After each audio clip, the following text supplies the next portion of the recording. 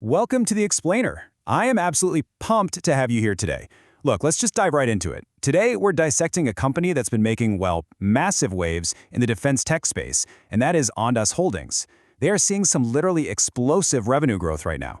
But the million-dollar question we're answering today is this: does all that massive top-line growth actually make it a viable long-term investment? We're going to look at the hard data, stack up their fundamental business realities right against their technical chart patterns, and figure out exactly what's happening under the hood.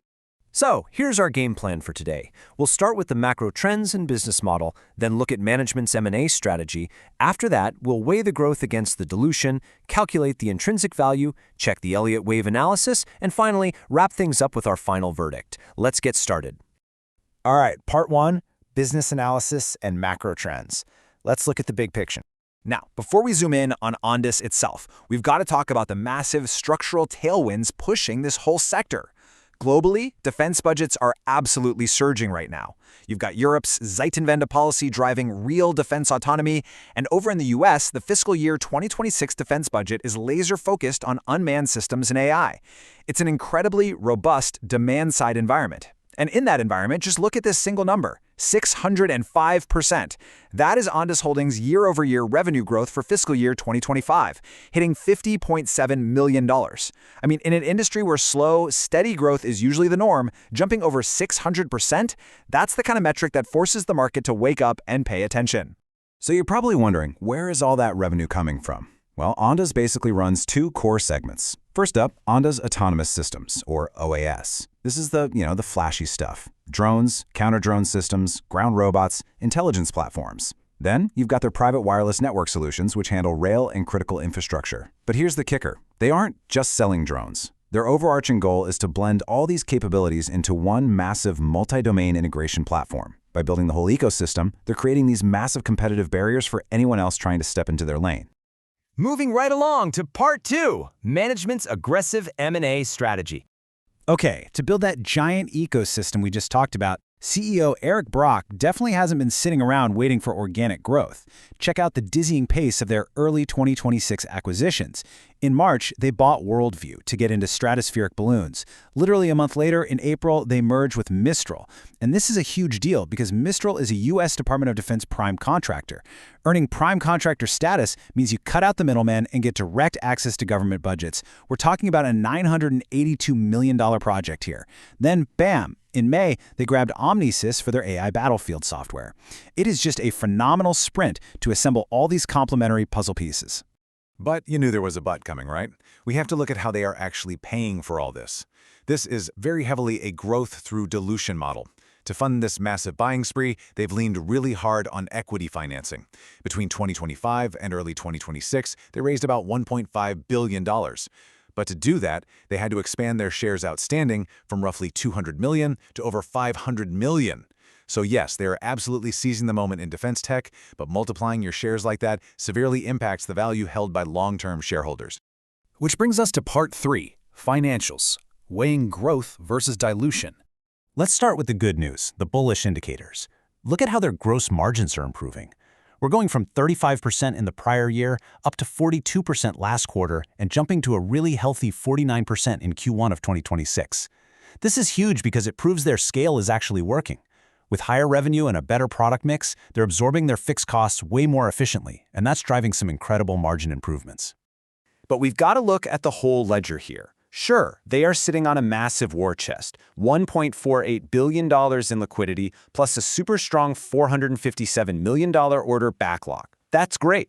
But stacked against that, you've got that severe share dilution we just talked about, a really painful $42.7 million operating loss just in Q1, and some intense cultural and financial integration risks. Think about it. Trying to successfully mesh half a dozen different tech and defense companies in a matter of months is extraordinarily complex. They are burning cash to build this empire, and the clock is definitely ticking on whether they can turn an actual profit before the market loses its patience. Let's move to part four, calculating Ondas' intrinsic value. To figure out what this company is actually worth right now, fundamentally, we ran a two-stage discounted cash flow model. Now, factoring in those 500 million diluted shares and assuming revenue growth tapers off a bit over time, we're looking at three scenarios. The base case, That sits right around $15 to $18 per share. If they execute smoothly, that's what you'd expect. Now, if they pull off a flawless integration and keep up this hyper growth, the optimistic scenario pushes that value past $30. But, and this is crucial, if they fumble the execution or have to dilute shares even more just to survive, the pessimistic scenario drags that value way down below $8 a share. All right, part 5, technicals and Elliott wave analysis. Let's track the market psychology. So, shifting gears to the weekly technicals, Ondas is plotting out a classic 5-wave impulse structure. If you're not familiar, Elliott wave theory basically says markets move in these predictable cycles, driven by investor sentiment. And you can see it right here. Wave 1 kicked off a massive push from about $1 all the way up to $12. But then, the market had to take a breather, and that gave us the Wave 2 correction, pulling things back down to the $5 to $6 range. Now, here's where it gets really interesting. Following that Wave 2 pullback, we recently saw heavy volume push the current price up to $11.42. The technicals strongly suggest that we are right at the starting line of Wave 3. And in this theory, Wave 3 is notoriously the strongest, most explosive wave of them all. Based on the geometry of this chart, it's forecasting a near-term target range of $17 to $18. So this brings us to what I think is the single most fascinating question in this whole explainer. Do these technical chart predictions actually line up with the fundamental financial realities of the company? Do these two completely different indicators actually agree? Get this. We are seeing an absolutely incredible convergence here. The technical momentum target for Elliott Wave 3 is $17 to $18, right? Well, the DCF base case intrinsic value based purely on their actual financial data is $15 to $18. It's almost a perfect overlap. Both the technicals and the fundamentals are pointing to the exact same price destination, assuming, of course, that management actually executes in the second half of the year.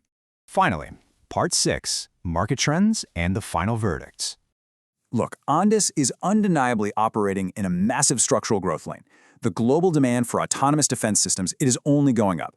But at the end of the day, investors have to understand that this is fundamentally a story of trading the future for the present.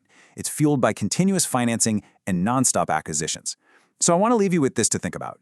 Is the massive potential upside of this defense tech play truly worth the very real risks of complex integration and continuous shareholder dilution?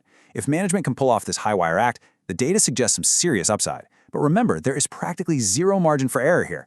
Thank you so much for joining me today on The Explainer. Keep learning, stay focused, and I'll see you on the next one.